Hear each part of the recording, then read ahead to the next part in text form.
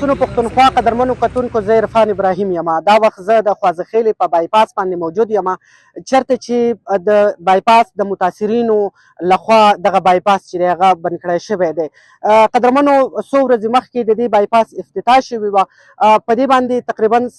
70% کار چې دی هغه شوی دی، خو د دغه مالکانانو وینا دا ده چې دلته کې چې څومره هم د ځمکې مالکانان دي نو هغوی ته څه قسمه معاوضه چې د هغه نه ده میلاو شوې. دغه بایپاس بند کړی شوی دی، خلکو ته تکلیف دی. په دې اړه باندې د دغه متاثرینو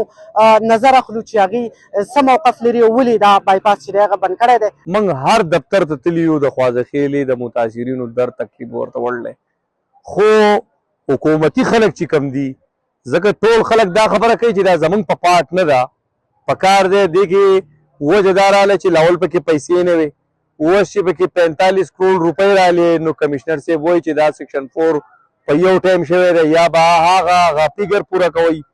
یا به یې دغه کوئ که نه موزوایز کوئ. نو ما بیا دغې محترم ایم پی ای صاحب او دواړو ایم این ای صاحب ته وویې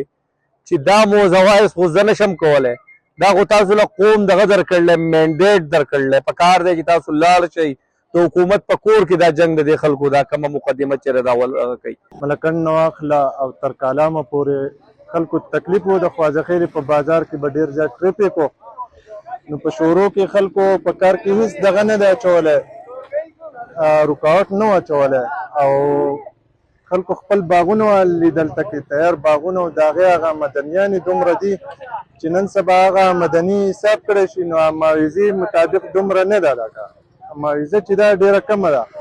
خو بیا هم حکومتي ارکان چې دي د هغو د طرفه دا سستي ده چې د خلکو ته هغه معاوضه نه جاري کوي، ځکه چې د خلکو د ډېرو پکې ځمکې لکه ختم شوې که نه، نو خلک وایي چې یاره اوس موږ ته د معاوضه جاري شي، لکه معاوضه شتي خو د حکومت د طرفه پکې څه رکاوټونه اچولی کېږي، نو په دې وجه باندې خلک راووتو د ښه په قانوني طریقه باندې دا بند کړی. نو هېچا هم نه څه چغې چغارې والې، نه د چا نوم اخیستی دی، نه دې کې څه د پارټۍ کسان دي، خو دغه د بایپاس ټول مالکانان متاثره خلک راوتلی دی. مذاکرات خو ډېرې پیرې شوي دي، په هغه وجې نه به موږ دې کار دا دومره کار چې وشو نو په دغه وجه باندې وشو چې یاره مذاکرات به کېدو، خلک به لاړو چې یاره دا خلک به مخلص وي،